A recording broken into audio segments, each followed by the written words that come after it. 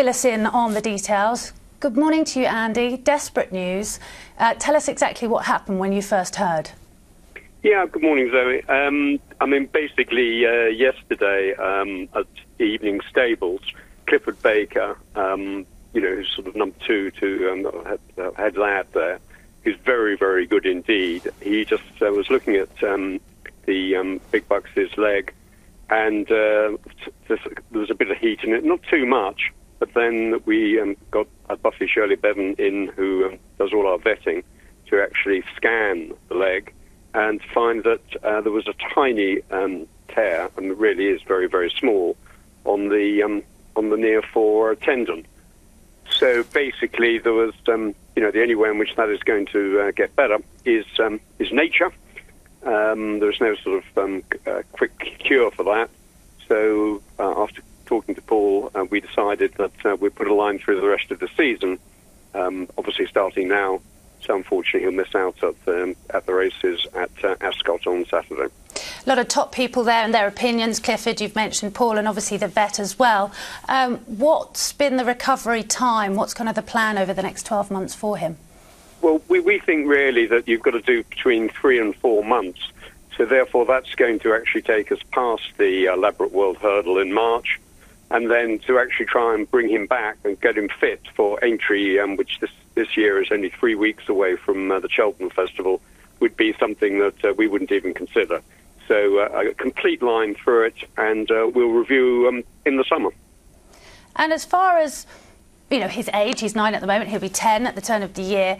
Does that make it any trickier, Andy, to bring a horse back when they're that little bit older? No, the healing process is exactly the same for a 9-10-year-old as it is for a 4-5-year-old.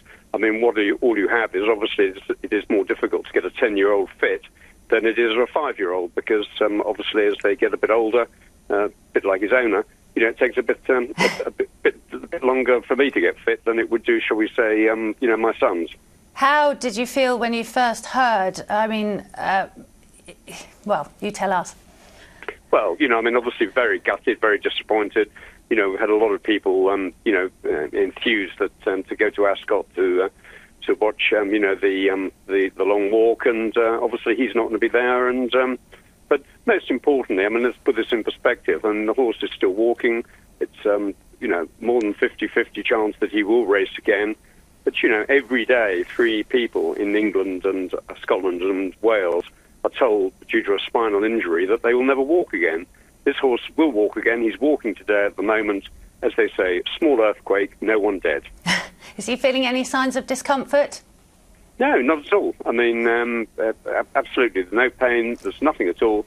He's walking his box like he always does, and, snorting around and still looking for that goat that they took away from him, all those years ago when he came over.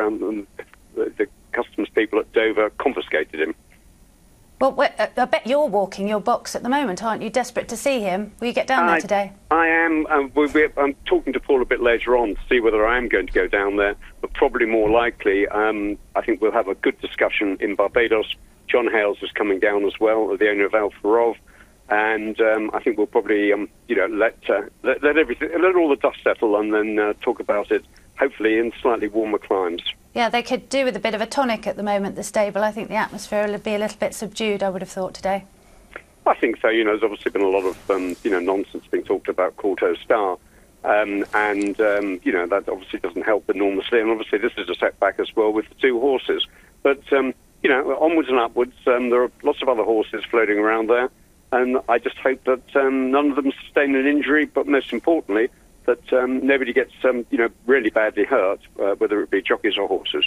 Well, send Paul, John Hales, and, of course, your horse our love, and we hope he makes a swift recovery. Thanks very much, Andy. No problem at all. Happy Christmas, Zoe. And Merry Christmas to you too.